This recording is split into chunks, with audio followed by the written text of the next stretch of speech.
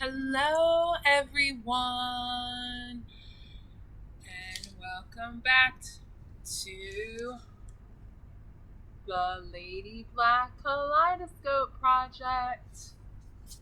And this is part 2 of the Black at PWI Instagram movement. So, in the last episode, I talked about my own personal experiences being Black at a PWI, a predominantly white institution. I went to 3 of them: for my elementary school, for my high school, and for my college. My grade school, which is Holy Child Academy in Drexel Hill, and that was a private Catholic co-ed school, which I went from 1st to 8th grade, and then Mary Mercy Academy, which is on the main line in Marion Station, and these are all in Pennsylvania, by the way, and that was an all-girls school from grades 9 to 12, and then I went to Barnard College, which is part of Columbia University in the city of New York, and that was all women. So I had 8 years of single-sex education and 8 years of co-ed education. So I talked about those experiences. Each of them were different for different reasons. But being the number one thing that I think everybody needs to remember is that every child has a right to a quality education without detriment to their social emotional development.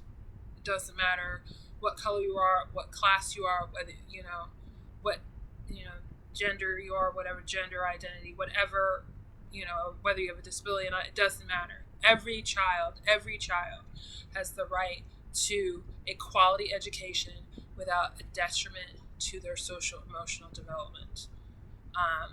My education and in the educations of a lot of Black students and people of color, particularly at predominantly white institutions, whether it be a public school, a parochial archdiocesan school, or a private school, whether it be religious affiliated or non-sectarian. Every child has the right to having those quality education, but every child does get every child at a private school for the most part gets a decent education because you're paying for it. I'm focusing on private schools. And the Black at Instagram, the Black at PWIs basically focused on private schools. Some parochial, some Catholic. It depends on which Instagram it was.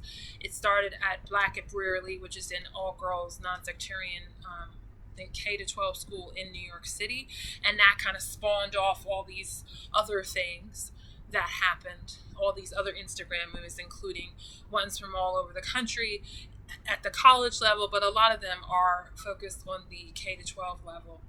And the one that I've looked at was Black Mainline Speaks, which was basically a lot of people from private, parochial, and public PWIs speaking out anonymously about their experiences, whether they be a parent, a current parent or former parent, a student or an alum, a Black person talking about that. So basically that's what it is in a nutshell, just in case if you didn't know what it was. So I think unfortunately George Floyd's death and all the protests that happened because of that, I think has emboldened a lot of people to speak about their experiences, which people didn't feel they had. They didn't think either didn't want to revisit what was traumatic, or they just didn't. A lot of times they didn't think they would be listened to or believed, but now people are being believed, which is sad because what we're saying is the truth. This does happen, and it hasn't happened. These things haven't just happened since Trump got elected or whatever. These are things that have been happening for generations. So what I'm going to do for this episode is talk about tips that I've gotten from my experience for various different constituencies of people who are people who are involved or affiliated with a predominantly white institution. As I said, I went to private Catholic school, so it's going to flavor some of my stuff, and I'm looking at it from that. But hopefully all the tips and the imperatives that I have are relevant and germane to whatever a predominantly white institution you are affiliated with, whether it's a elementary school or a K-12 or just a high school or even a college. College is a little bit different, but my tips are more for the K-12 population, so hopefully you'll get something out of that. Okay. Brown versus the Board of Education in 1954. It's a landmark Supreme Court case which changed education in our country. It made segregation according to race illegal. It overturned the ruling of Plessy versus Ferguson, which happened in 1896, which made segregation among the races legal. That's the beginning of Jim Crow. That was what legal segregation was called back then. It was Jim Crow. It's all in the United States. So it's important to remember that, like, when schools are saying, some administrations PWIs who are resistant to change and saying, we need to take our time. You've had 66 years to take your time. It's time to move. It's time to accelerate. It's time to, these are kids' lives. These are children's lives. These are families' lives. Our lives matter. Black lives matter. People of color, their lives matter. And it's important that these changes need to be made as soon as possible. They needed to be made yesterday. So when I'm talking about to the administration, to the white parents, faculty, parents, students, and alums, these things need to be made as soon as possible, or implementing these processes and ideas as soon as possible, like now, because this is happening in real time. These are kids' lives. These are, Black and other people of color's lives this is happening in real time, because there are long-term effects to dealing with trauma experience in PWIs. I have said in my last episode that I dealt with a lot of stuff and I've just been healing over it. And I understand that this is a process, but this process needs to be happening, and it needs to be happening now. So here are my tips for various constituencies. So this is tips on surviving and thriving for BiPOC. It is a term, or BiPOC. I think that's how it's pronounced, BiPOC. It is an acronym for Black, Indigenous, and Other People of Color. BiPOC. So BiPOC. Students, parents, and alums. So I'm going to put my notes. So for the students, for the BiPOC students, number one thing need to know, you're not alone. You are not alone. There are students who are going through this right now with you across the country and probably around the world. You are not alone in feeling isolated and ostracized and traumatized by your experience in a PWI. You're not alone. There are generations of people before you who have gone through it, and we've gotten through it, and we're here for you. Number two is that BiPOC students are not a monolith. And I said this in my last video. Everybody is going to have, every BiPOC student, every student of color is going to have a different experience. Some people will have great experiences. Some people will have absolutely terrible experience. Most people will be in the middle. They're going to have some kind of discomfort in some way. So please, I implore this for students of color who are current. And I think this is just good for everybody. If you are somebody who is a person of color and you choose not to join a culturally affiliated group, you don't join a Black student union or Asian student union or Latinx student union or whatever it is at your particular school, that does not mean, I think the other people who are in the Black student union or Latinx or Latinx or Asian, please don't judge those people who don't join it, who are people of color like you. They have their own reasons. Don't say that they're less Black or less Asian or something, because, I think sometimes people feel like, okay, well, we all have to stick together. All of us students of color have to stick together. All of us Blacks have to stick together.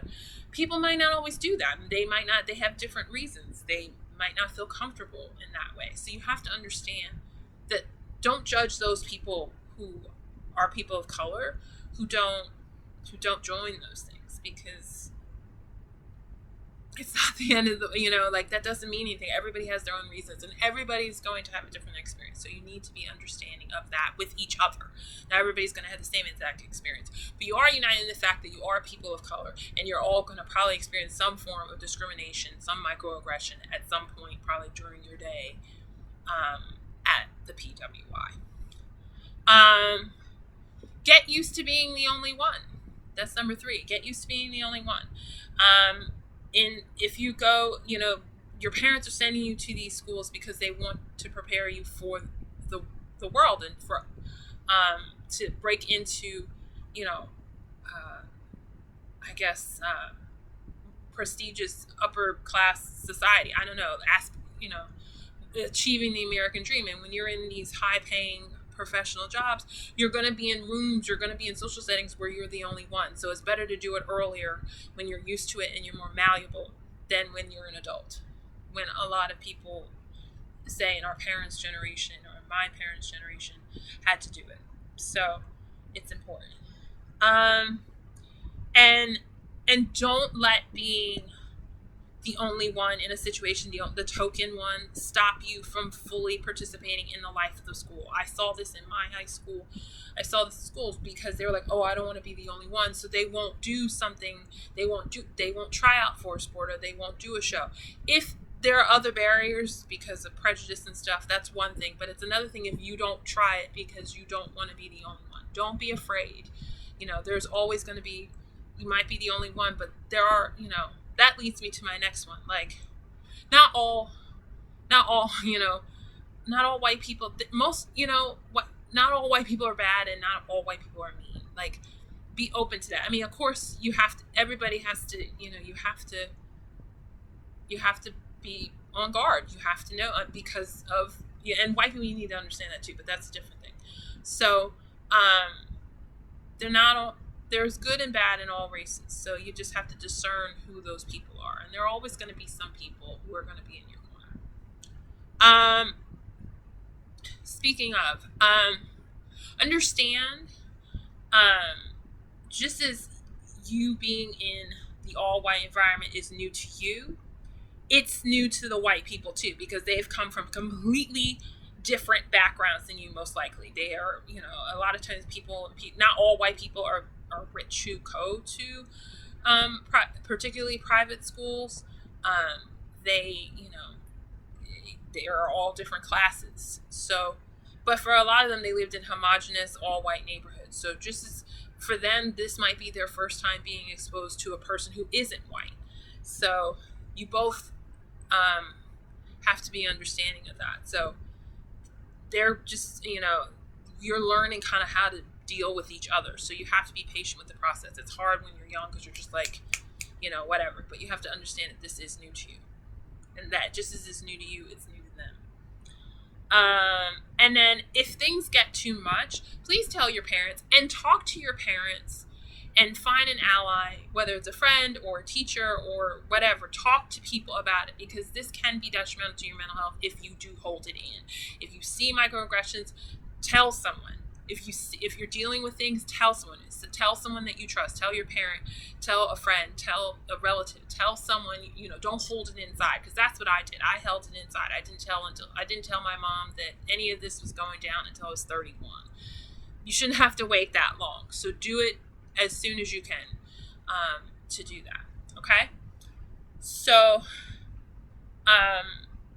parents of BiPOCs, people of color. So, most important thing is know that sending your child or children to a predominantly white institution, particularly a private one, is a double-edged sword. On one hand, the reason probably why you're sending them is because they're going to get a great education. There's going to be a lot of opportunities. Doors will be open that you wouldn't otherwise have. But it is a double-edged sword because on the other side, you are exposing them to potential trauma. And that going to that institution is potentially incredibly traumatic. And it may have a detrimental effect on their social emotional development. So do know you want to send your kid to a PWI, whether it's public, parochial, or private, it is a double-edged sword. That's just a fact. It is. The way that things are now, it's a double-edged sword. So just know that when you're really making a decision. Be an educated consumer. When my mom was looking at schools for me in the late 80s, my mom had a Catholic directory and the blue pages of the yellow pages. So she didn't have all that. Now there's everything. There is online stuff. And now you can look at these at PWI Instagram accounts. You can really see these are the experiences that students are currently going through and have been going through for a long time. So you can kind of get some insight to that.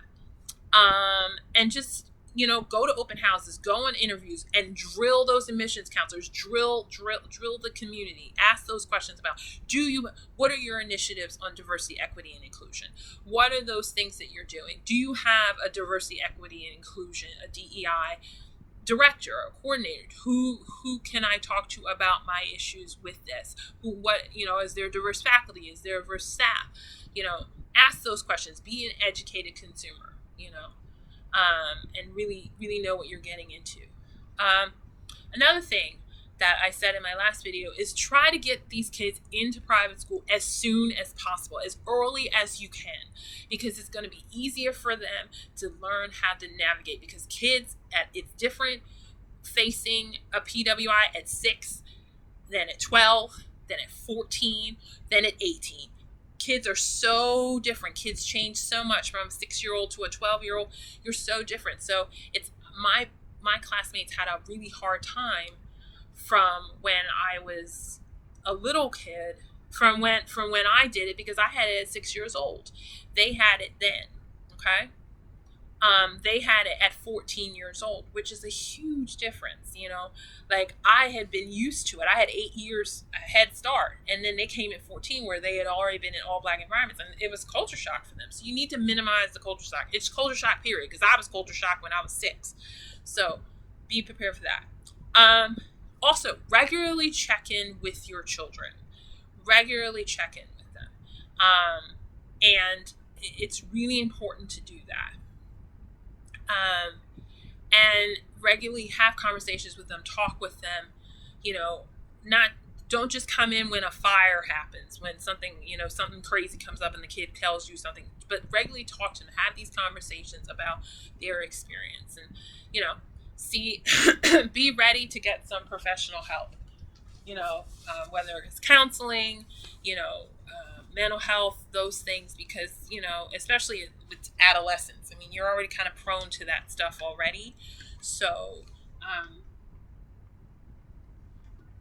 be prepared for that, and be ready for that in some way. There are definitely resources you can check online.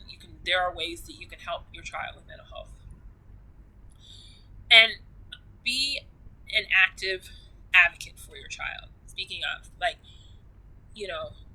my mom, anytime I, had a problem, she went right up there.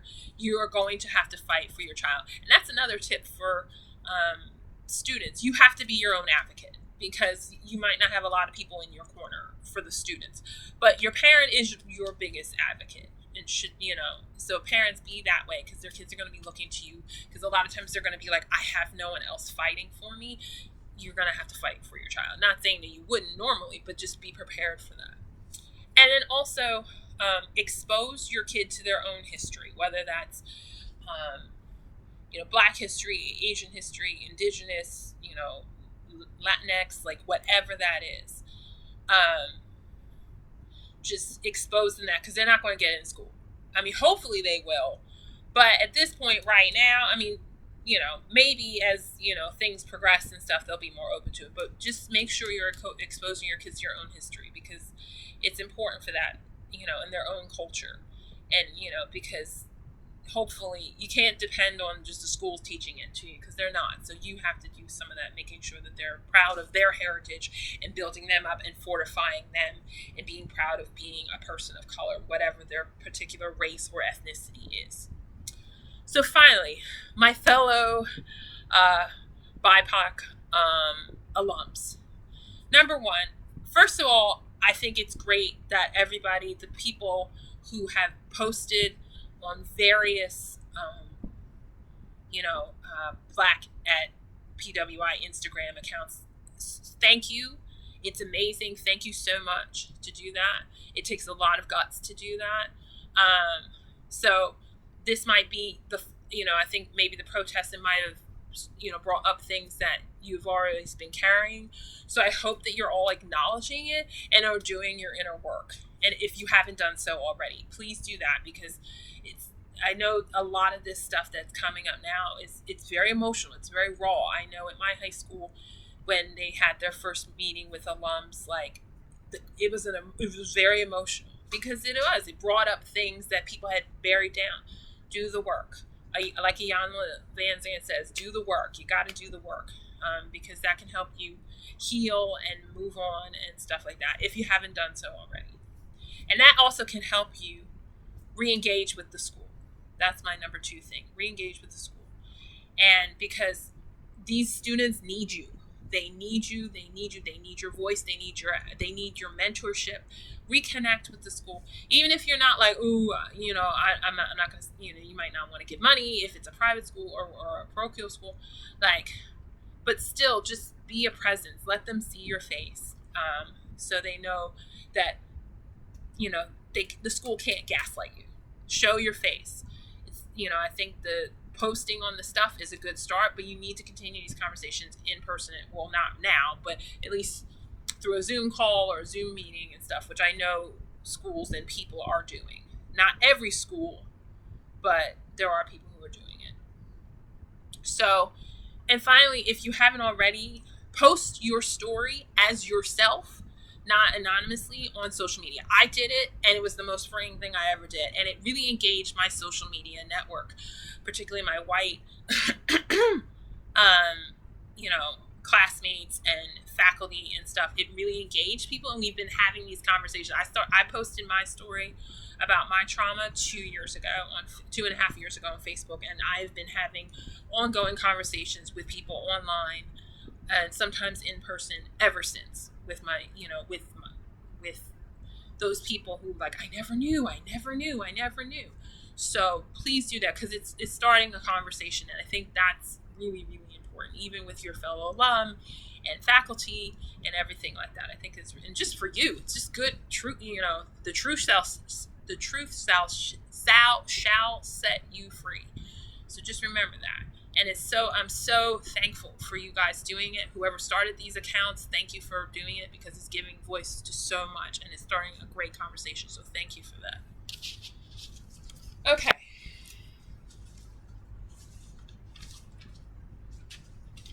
Now I'm going to move on to this. Tips on being true allies to BiPOCs, Black, Indigenous people of color, for white students, parents, and alums. So we're not going to talk about that. So these are all based on my experiences. So this is based on my experience. So for white students, current white students, remember, not all Black students are a monolith. We are not a monolith. Everybody is going to have different experiences. We're not all one thing. And we all have different interests. We all like different things. We all come from different backgrounds. You cannot assume if a Black student is coming to you, or a Latinx student is coming to the school, that they're from the inner city and that they're poor and that they come from a single parent family. There are people who are like that. I was poor. I fit that profile, but you can't assume that I didn't go to, you can't, like, I went to private school and I love the Beatles, and you can't assume, like, we're all complex people. Just as you're a complex person and want to be seen as a complex person, so do we. So just remember that.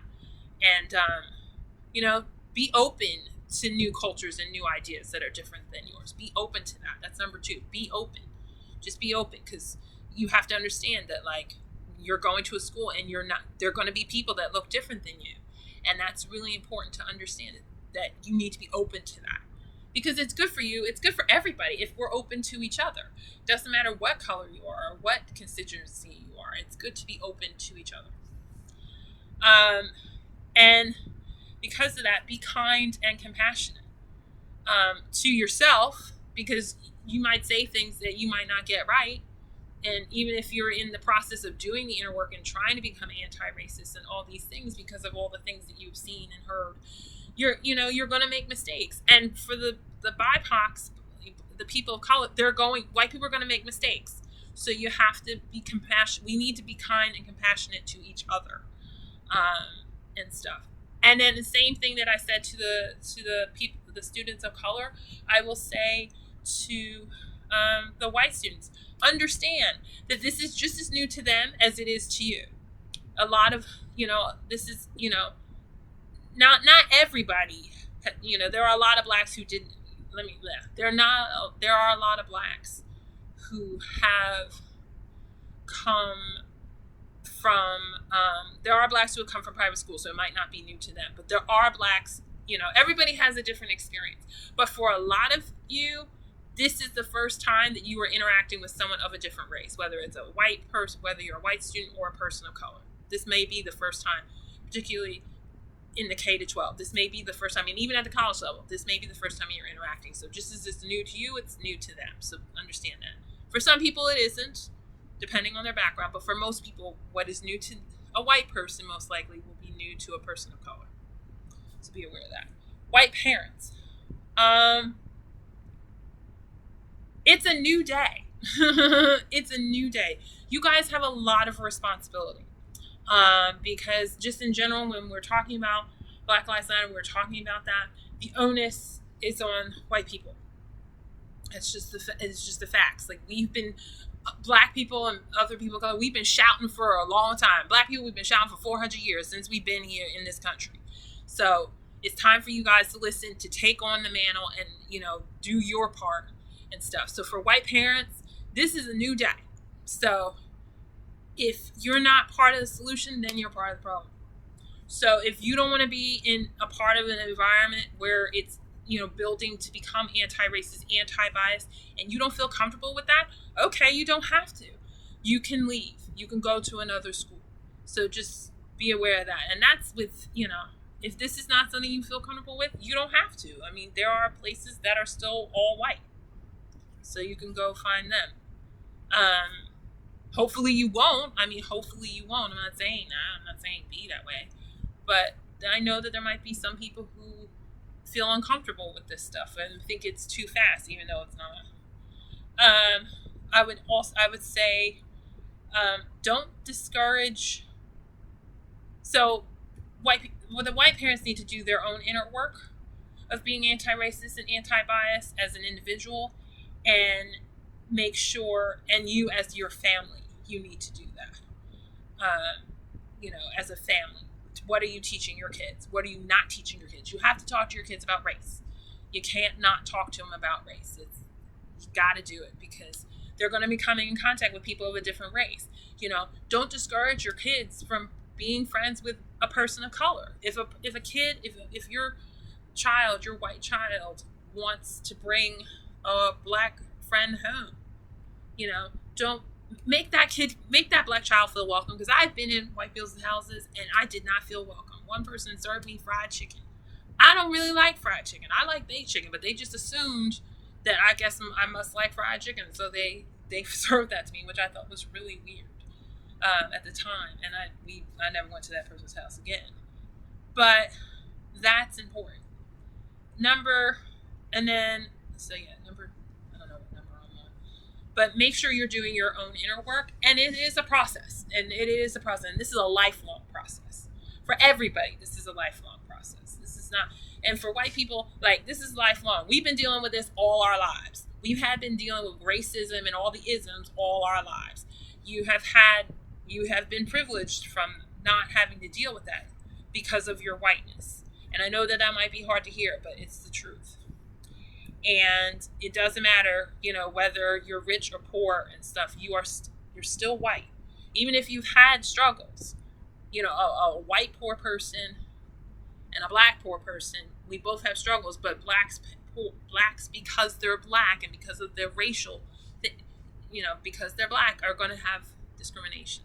But that's another conversation for another day. But anyway, so be an ally to, here's a way, it's all about being an ally, but with the other parents, with the people, with the BiPOCs, the people of color who are parents, just like you, make them feel welcomed in the community. When it comes to a parents association, understand that the concerns of parents of color are going to be different than yours. You're going to have some similarities because you're both parents of kids that go to that school, but the concerns are going to be different for your child, for a white child than it would be for a black child. You have some things in common, but there are going to be differences, and understand that, and make them feel welcome. Make the parents association feel welcome. A way you can do that is to allow a space for parents of color, because they're going to have different concerns. So a working group or something within, or separate parents of color parents association, or a working group or something within the general parents association. I think that's really important, because black, people of color, we have different concerns, and we need to have a voice in the parents association. So making people feel welcome, making those things, that's really important. Now, white alums of these schools. This is another thing. You need to know that most, if not all, BiPOCs, black, indigenous people of color, have had a very different experience than you had at your school. When I first posted on social media about my experience at my high school, one of my classmates is like, well, we were a sisterhood and we all got along and it was great, and you didn't have that experience. I'm like, yes, I did. She tried to gaslight me. And it's very important for you to know that, maybe some people might have had a similar experience to you. There are people of color who have had decent experiences at their PWI. In college, I had a great experience at my PWI. So, it depends on the person. So, but you need to understand that a lot of times, many times, that people of color have different experiences than white people at the same school. You could be in the same activities, the same classes, and they have completely different experience because of teachers and all that stuff. So, white alums, you need to do your own inner work in being anti-racist, and teach. And if you are an alum who is also a parent, you need to teach your kids to be anti-racist. You need to talk about racism in the home and stuff. And then also, be an ally for your fellow alums who are people of color. Be open also, similar, so if you have an alumni association, be open to having a working group, people of color, an alum of color working group, or a separate yet affiliated people of color alumni associations. So that's really, really important. So that's what I would say. Just, in general, everybody who is white, they need to do their work, their inner work. They need to be exposed. They need to be you guys need to be conscious and stuff like that, and talk to each other. Talk to each other as white people. Just talk to each other. Also talk to us and listen to us. Listen to our stories. Hear our stories. Please go on these Black and Instagram websites. Please do. It will give you incredible insight. But this is not the experience of every person of color. It's just a general sense of that. Don't assume that every person of color had that exact experience. Just, it is a general sense. Just know that that's really important. Okay? Finally, this is the big one now.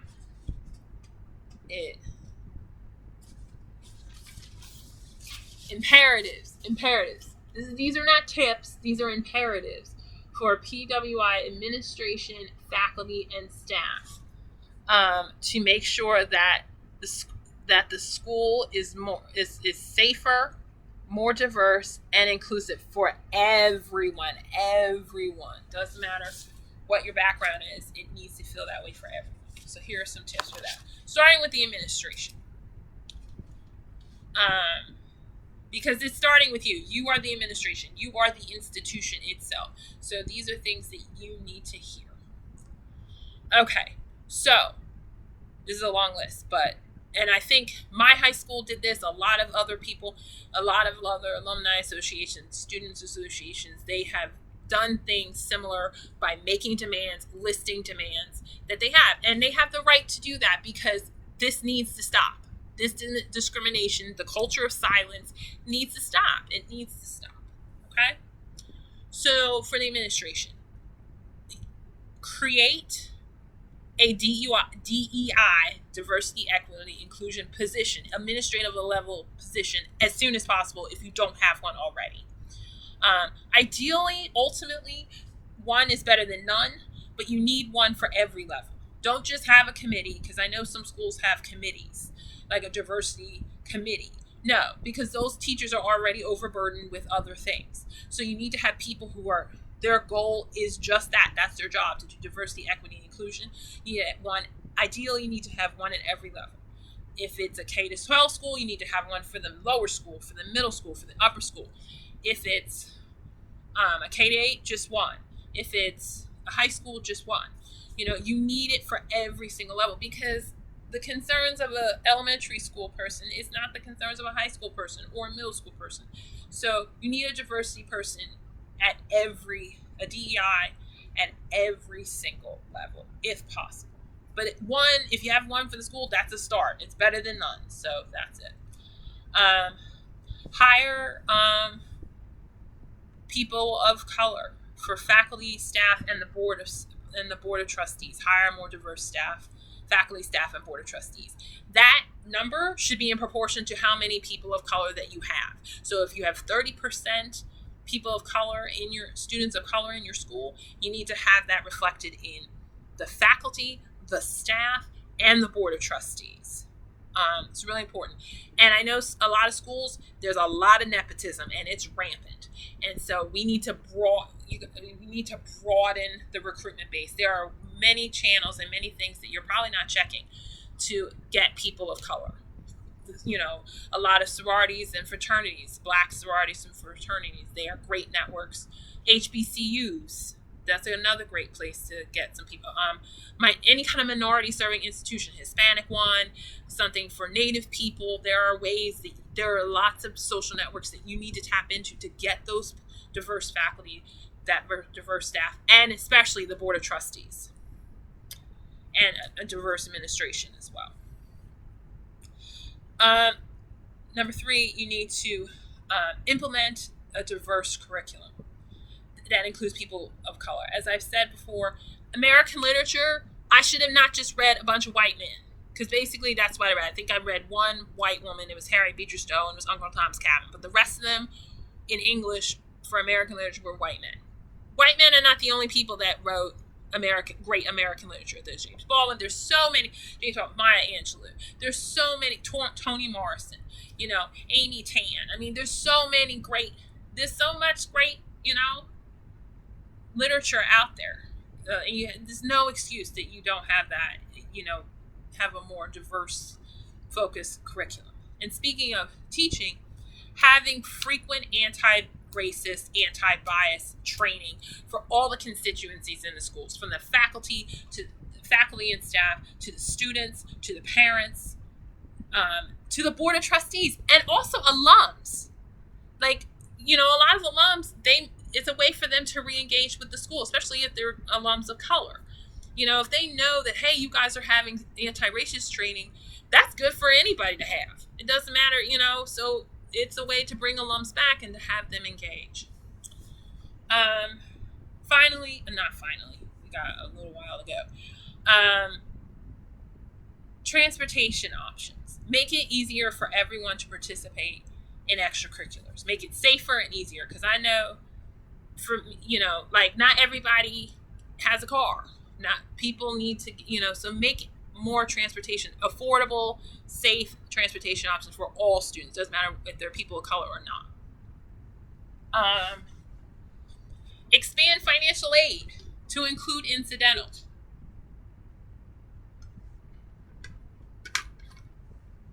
Getting a ring, getting your class ring, going to dances, going to those things. Like, expand financial aid. Find ways to expand financial aid, whatever that means for your school. Make a contract that everyone in the community has to sign, having to do with diversity. If you don't have a diversity mission statement, write one and have everyone's input for that statement. And then also to list your diversity initiatives, your DEI, diversity, equity, and inclusion initiatives, and put that on a contract and do it every single year. Have everyone sign it. If people don't want to sign it, then they have to go, because you need to be a school that is committed to making the school more inclusive, more welcoming, more safe for everyone, no matter their background. And because of that, there are some people who will give pushback, and they might be from wealthier families who give a lot of money to the school, or donors who might have a problem.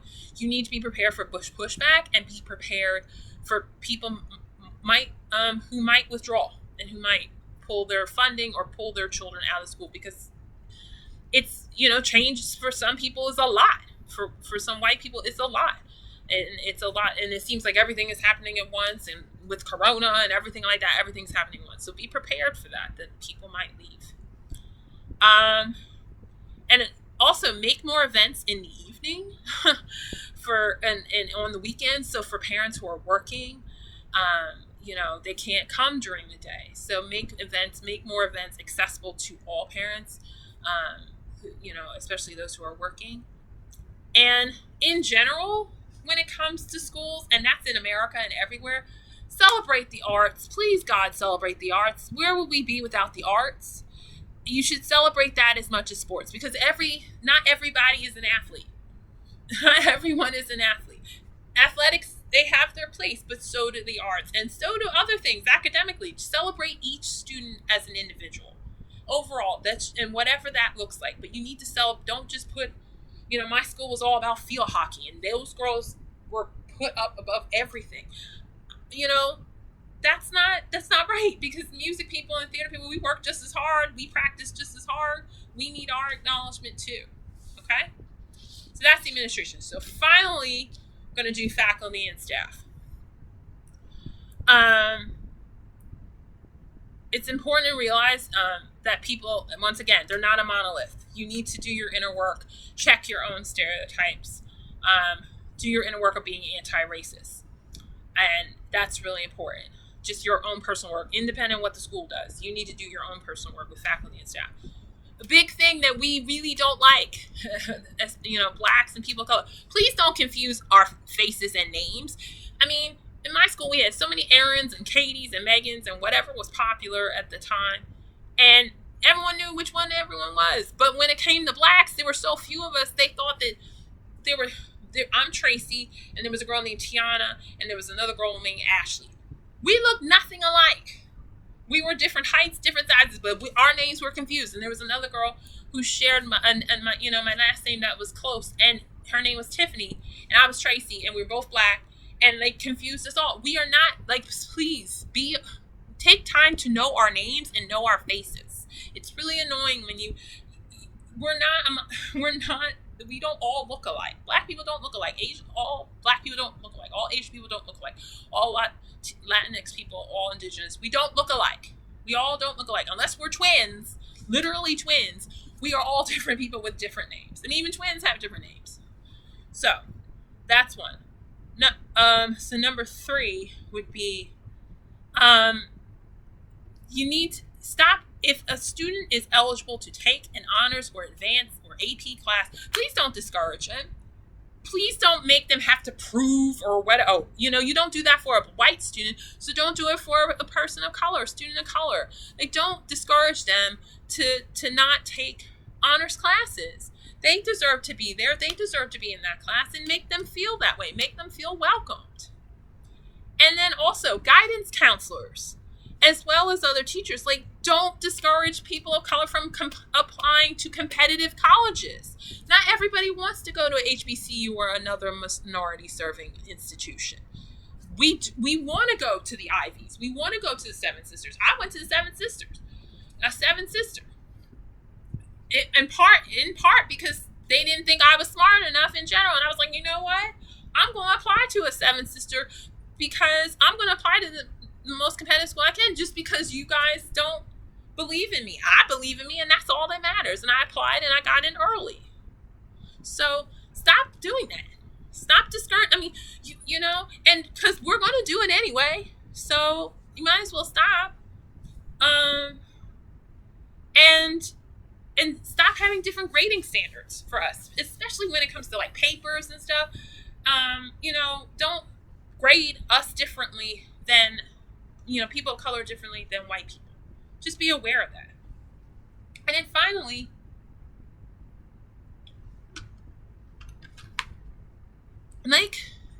your fellow faculty and staff members, these new diverse staff members and faculty members, make them feel welcome. Make them feel included. Include them in your conversations. Make them feel welcome so they don't leave. It is so important. Let me tell you, having a person of color, having a black person, having a Latinx person, having someone who looks like you is huge. It means so much. It makes you feel not alone, because you're already in this predominantly white institution. You feel alone as it is. And have a teacher who looks like you, that's everything. It's everything. So that's really important. Make them feel welcome so they don't leave. And because honestly, white students benefit from diverse faculty and stuff, because they learn a different perspective and they get used to seeing a person of color in authority, because we're advancing, and people of color, black women especially, we're advancing, and they might have a boss who's a black woman. They might have a boss who's a Latina woman. Or they might have a boss who's a black man. They might have that in the future. So the sooner that they're exposed to black people or people of color in positions of authority in school, the better. It benefits everybody. To have a diverse faculty and staff. So that's really important. So to wrap up, it's just really important, everybody has the right to be there. And it's a new day. It's a new day.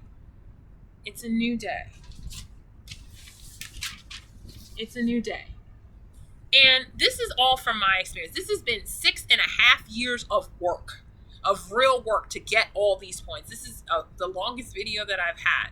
But please watch all of it, because I think everybody can benefit, because everybody needs to work together to make this happen. This is a community effort. This is not just one piece. It's not just the administration. It's not just the white parents. It's not just the black parents. It's not just the black kids. It's a whole community effort. Everyone in the community needs to be committed to making schools more diverse, more inclusive, and more equitable. That's the most important thing. And so we need that. And people hear your voices, make your voices heard, and everybody has the right. And for whites, and for administrators who are white and stuff, and board of trustees who are white, we're not stopping. more and more people of color are enrolling in predominantly white institutions. They're enrolling in private schools. They're moving out to better neighborhoods and enrolling in public schools in those neighborhoods. And parochial schools, they always have that. So, we're not going to stop coming. There are blacks, there are people of color who do leave and who go to a different school or whatever, but most of us stay because we know the value of education. And we are staying based on principle because we know that we have a right to be there because it was guaranteed to us with Brown versus the Board of Education. I mean, yes, it stopped public segregation in public schools, but that was that affected parochial and private schools as well, and in higher ed as well. We're not going anywhere. We have to learn to live together. We have to coexist, and eventually, build that beloved community that MLK always talked about. So this is going to take work. This is work. This is hard work, and there's going to be growing pains, and it's going to be hard. This is not easy. This is painful. This is like 400 years of stuff that everybody has to unlearn. Everybody has to unlearn. So we can do this. Everybody has to pitch in and do their part. Everybody does. And everybody, we have to demand more. We have to demand more of ourselves, more of our institutions, more of our families, more of our communities. We need to demand more. We can do better than this. We can be better than this. We are better than this. We can rise above this. This is not something that's insurmountable. It's hard, it's difficult, but it's not insurmountable. This is something that we can all do. So, I'm going to close like I close every episode of this series with a poem. It's a poem that a lot of people might know, but it's by Langston Hughes, and it's called I Too. I too sing America. I am the darker brother. They send me to eat in the kitchen when company comes, but I laugh and eat well and grow strong. Tomorrow I'll be at the table when company comes. Nobody'll dare say to me, eat in the kitchen then. Besides, they'll see how beautiful I am and be ashamed. I too am America. Everybody deserves to be their full selves, and everybody has the right to be able to grow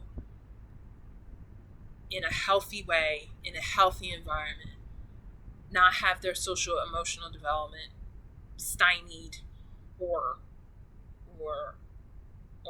altered or whatever. I mean, we all have the right for that. We all have the right to that. Everybody does. This is all the things that I'm saying is coming from a place of love. It's tough love, but it's love. I want things to be better for people after me. I don't want anyone to go through what I went through. I don't want any child to go through what I went through. I don't think any of us, any alums of color, want anybody else to go through what we're going through. Or any current student wants anyone who follows them to go through what they've been going through. Nobody does. And I don't think a lot of white people are allies. Be our allies. Stand for us. Defend us. Be there for us. Listen to us. Listen to us. Listen to us. Come from a place of humility and love and care. That's where we're coming from. We don't want revenge. We just want equality. We just want equity. We just want to be treated with dignity. We're not about revenge. People of color are not about revenge. Black people are not about revenge. We just want equality. We just want equity. We just want to be treated with compassion and dignity and honor. That's all we want. So thank you so much for sticking with me through this. It's been long. It's been hard. It's a long, tough episode, but thank you. Thank you for sticking through. Please share this. Please share this with anyone you know who is affiliated with a predominantly white institution. If it's you, anybody, please share this, because this has been my best guess. This has been my best guess. So this is just the beginning. This is just a starting point for me. This has been a lot of work. This has been 6.5 years work of intense work. So I hope that this is helpful. And I hope everybody can get something out of this, something positive, because that's what ultimately I wanted to be out, something positive. Okay? So everyone have a great day. And remember, keep on keeping on. Live out loud and embrace your kaleidoscope soul, because we all have them. We are all complex, beautiful kaleidoscope souls. Thank you. Bye.